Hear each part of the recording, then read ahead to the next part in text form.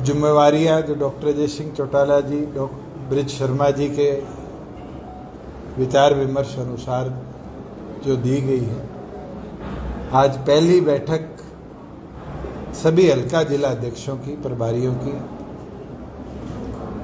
रोहतक में ली गई और आगामी 15 जून से लेकर 31 जुलाई तक पूरे प्रदेश भर में सदस्यता अभियान को मजबूती से कैसे आगे ले जाया जाए, कैसे पार्टी के अंदर नए सदस्यों को जोड़ा जाए, उसके ऊपर सबके विचार भी लिए गए, गाइडलाइंस भी सबको दी गई और पार्टी को कैसे बूथ लेवल पर मजबूत किया जाए उसके ऊपर आदेश दिए गए।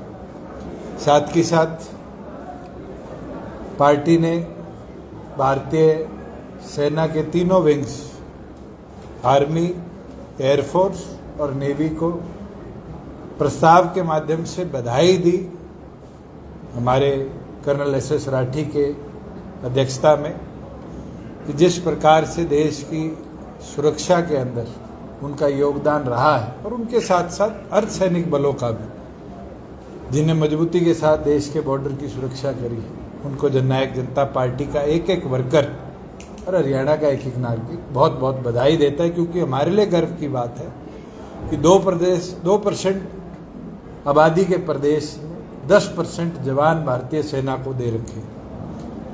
उसके साथ पिछले दिनों जिस तरीके से यूनिवर्सिटी लेवल पर, पब्लिक सर्विस कमीशन और स्टाफ सिलेक्शन लेवल पर पेपर की लीकेज या प्लान्ड तरीके से पेपर के अंदर क्वेश्चन इम्प्लांटेशन करी गई, उसके विरुद्ध इंसो के राष्ट्रीय अध्यक्ष प्रदीप देशवाल की तरफ से निंदा प्रस्ताव पारित किया गया। साथ में पहली बार हुआ है कि 30 दिन से ज़्यादा डिलेड पेमेंट फार्मर की रही। अमरजीत ढांडा जी द्वारा किसानों की दुर्दशा, चाहे वो पानी की समस्या इतिहास में रही हो, खाद की समस्या रही हो, इसके ऊपर निंदा प्रस्ताव पारित किया गया। और आदरणीय ब्रिज शर्मा जी की तरफ से जो आज कानून व्यवस्था प्रदेश भर की है, उसके विरुद्ध निंदा प्रस्ताव पारित किया गया। मैं तो आपको इतना बता सकता हूं, कल आपके एक पत्रकार साथी ने मुझे सुबह सुबह अखबार की कटिंग भेजी और लिखा हुआ कि मुख्यमंत्री ने ठेकेदारों की बैठक ली और पुलिस को आदेश दिए। आज जो हालात प्रदेश की है, क्या शराब का व्यापार भी कराने के लिए पुलिस का सहयोग लेने का काम हरियाणा सरकार करेगी? और क्या ऐसी हालत लॉ एंड ऑर्डर की हो चुकी है कि क्या क्रिमिनल्स प्रदेश के अंदर व्यापारी बनकर आम नागरिक, आम व्यापारी को धमकाने लगेंगे? फिर तो कोई एक व्यापार नहीं, आने वाले समय में डॉक्टर्स के ऊपर भी ये दबाव बढ़ेगा, प्रॉपर्टी डीलरों के ऊपर भी ये दबाव बढ़ेगा और अनार्की इस प्रदेश में आ जाएगी। 1 साल 3 महीने नायब सैनी जी को प्रदेश के मुख्यमंत्री की 2 बार शपथ लिए होंगे और 1 साल 3 महीने पहले एक भाषण में मैंने उनको बोलते सुना था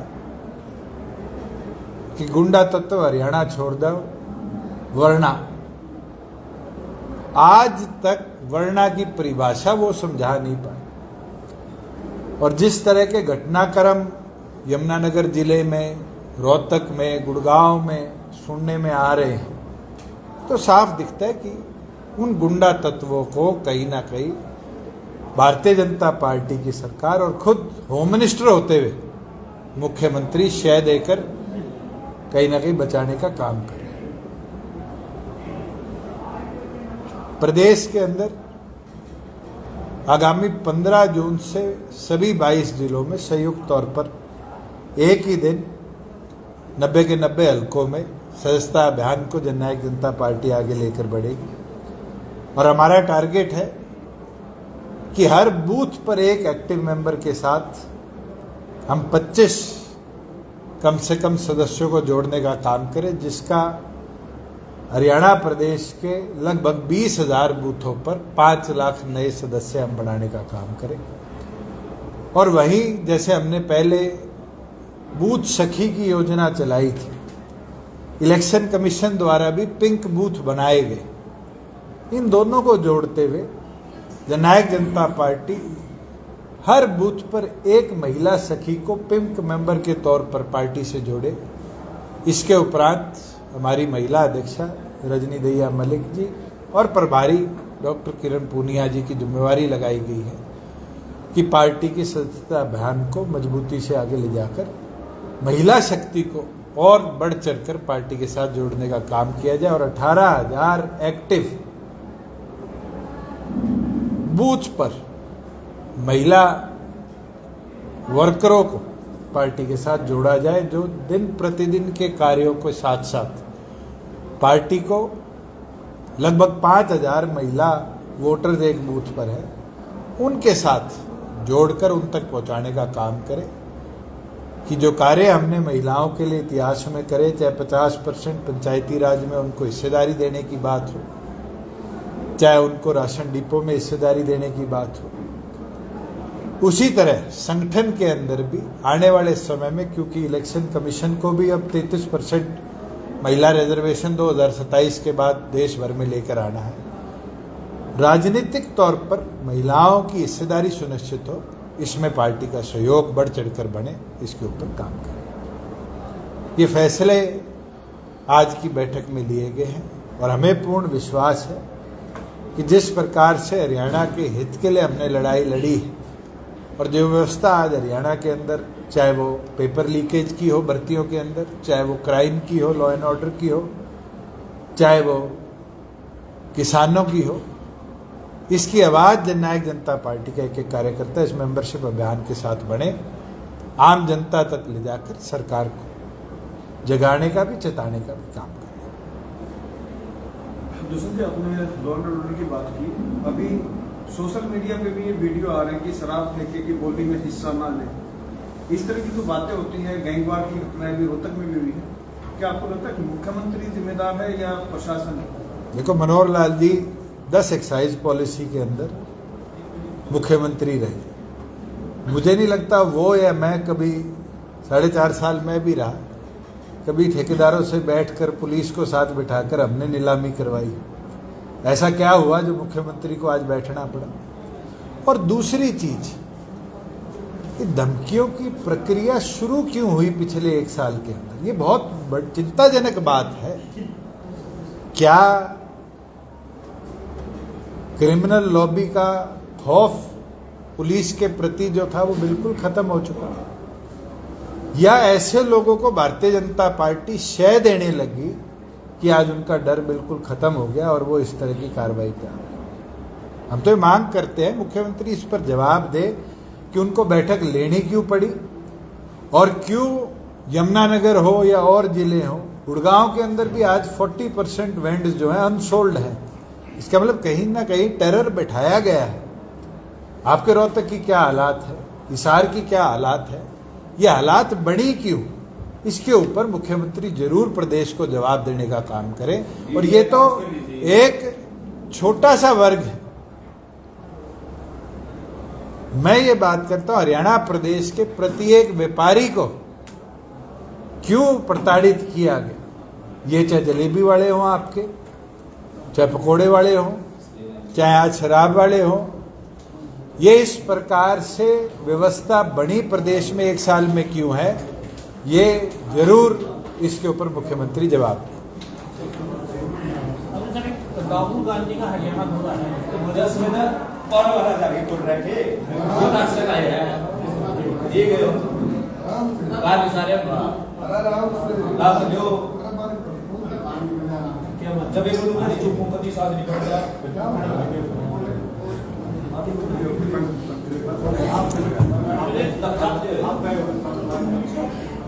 आप कुछ पूछ रहे थे? राहुल गांधी का हरियाणा दौरा किस तरह से देखते हैं, क्योंकि उन्होंने आदेश दिए कि जल्द ही प्रदेश अध्यक्ष, जिला अध्यक्ष तक पद भरी जाए। मैं तो आपके सवाल से बड़ा हैरान हूं। राहुल गांधी का हरियाणा दौरा कोई पहली बार आया है? राहुल गांधी हरियाणा में कई बार आ चुके। वो कांग्रेस के राष्ट्रीय अध्यक्ष बने थे तब भी आए थे, आज वो राष्ट्रीय अध्यक्ष नहीं है तब भी आए हैं। जब उससे पहले वो कांग्रेस के पार्टी के एक साधारण कार्यकर्ता थे तब भी आए थे। उससे क्या कांग्रेस सुधरी हरियाणा के अंदर? जो पार्टी फूलचंद मुलाना की अध्यक्षता के बाद अपना जिला लेवल का संगठन नहीं बना पाई, वो हल्का लेवल पर कैसे पहुंचेगी? और हम तो अखबारों के माध्यम से पढ़ते हैं कि नेता प्रतिपक्ष पर फैसला नहीं हुआ, चर्चा नहीं हुई, कांग्रेस के नेताओं के बयान आ रहे। तो पार्टी नेता प्रतिपक्ष नहीं चुन सकती, वो पार्टी नेतृत्व कैसे देगी विधानसभा में? यह हैरानी की बात है कि आज कांग्रेस को सेंट्रल लीडरशिप के आगे ये बोलना पड़ता है गुटबाजी खत्म करवाओ, संगठन बनाओ, पैनल मांगे जाते हैं। इसका मतलब तो उनका ऑर्गेनाइजेशन कितना वीक है। इसमें तो मैं मानता हूं बसपा हो, बीजेपी हो, सब पार्टियां ऑर्गेनाइजेशनली साउंड है। किसी एक को जिम्मेवारी दी जाती है, सारा संगठन उसके साथ काम करता है। मगर क्या कांग्रेस ऑर्गेनाइजेशनली इतनी वीक है कि किसी को जिम्मेवारी नहीं दे सकती? और ये जिसका नाम आप लेते हो, ये आए जाए, उससे कांग्रेस नहीं सुधरेगी। अच्छा, उन्होंने एक सवाल और किया है कार्यकर्ताओं को। उन्होंने कहा कि 3 तरह के घोड़े हैं कार्यकर्ताओं में। एक तो लंबी रेस का तेज दौड़ने वाला घोड़ा, एक लंगड़ा घोड़ा, एक बुराती घोड़ा। तो ये इस तरह की जो उन्होंने वर्ड चुने हैं, क्या इससे कोई कार्यकर्ताओं को भी कोई फायदा होगा? अगर आप मीटिंग में बैठे होते तो मैं आपको कहता जरूर, राहुल गांधी से पूछो तीनों में से वो कौन से घोड़े हैं।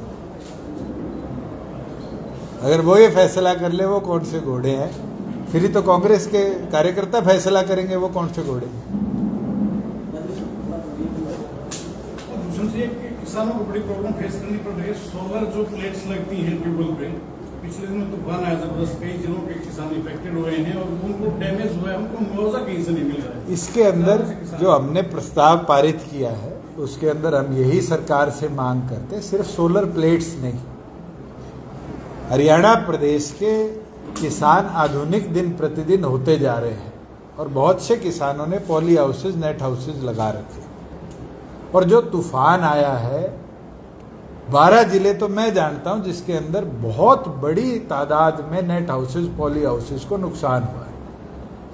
और ये किसी भी प्रधानमंत्री फसल बीमा योजना में कवर नहीं होते। हम ये मांग करते, जैसे बाढ़ के समय पर हमने 7,000 रुपया एकड़ के हिसाब से फार्मर को स्पेशल पैकेज दिया था कि वो अपने नुकसान की भरपाई कर ले। मुख्यमंत्री फार्मर के लिए बयान तो दे चुके हैं कि हम पैकेज बनाएंगे। तुरंत प्रभाव से आर्थिक मदद स्टेट डिजास्टर मैनेजमेंट फंड से मुख्यमंत्री करने का काम करे, जिसके तहत जिन फार्मर्स की भी सोलर संबंधित एसेट्स को, हॉर्टिकल्चर संबंधित एसेट्स को या एग्रीकल्चर संबंधित एसेट्स को नुकसान हुआ है, किसी भी पॉली हाउस को, नेट हाउस को, उसके खेत को, उसकी पूर्ण तौर पर भरपाई हरियाणा सरकार अपने स्टेट डिजास्टर फंड से करे, जिससे हमारा किसान आधुनिक होकर आगे बढ़ता रहे, ना कि आर्थिक तौर से कमजोर होकर आधुनिक खेती से पीछे हटने का काम करे।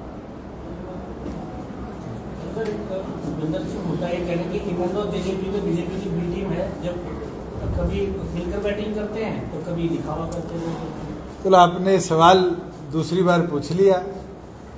भूपेंद्र हुड्डा जी ये बता दे कि लोकसभा और विधानसभा में बीजेपी के साथ सेटिंग किसने करी थी? पुत्र मोह में पुत्र को जिताने के लिए क्या बीजेपी को 5 लोकसभाओं में मदद नहीं करेगी? राज बब्बर को किसने खड़ा करा? कैप्टन अजय यादव खड़ा होना चाहते थे। और विधानसभा तो जीता जागता उदाहरण है, चाहे वो कुमारी शैलजा का उदाहरण हो, चाहे और नेताओं का उदाहरण हो। आज हरियाणा का आम नागरिक ये जानता है कि बाबू बेटों ने कैसे कांग्रेस का सत्यानाश किया है। और मुझे नहीं लगता, मेरे से ज्यादा तो आप रोहतक में बैठे हो, अपना कैमरा लेके 5 आम नागरिक से पूछ लो गांव में जाकर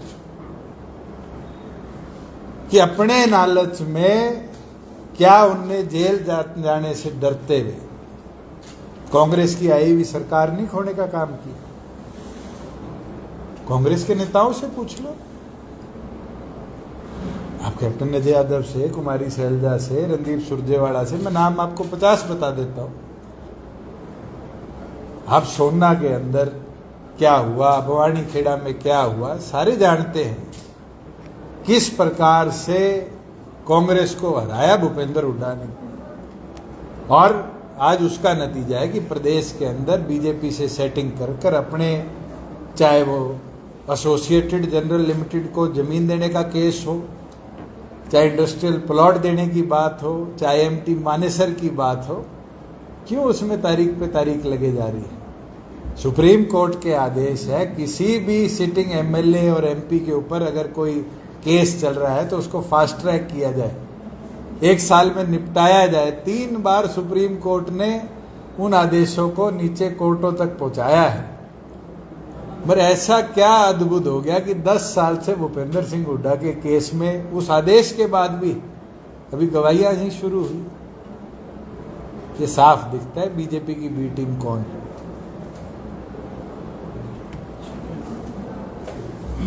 थैंक यू जी।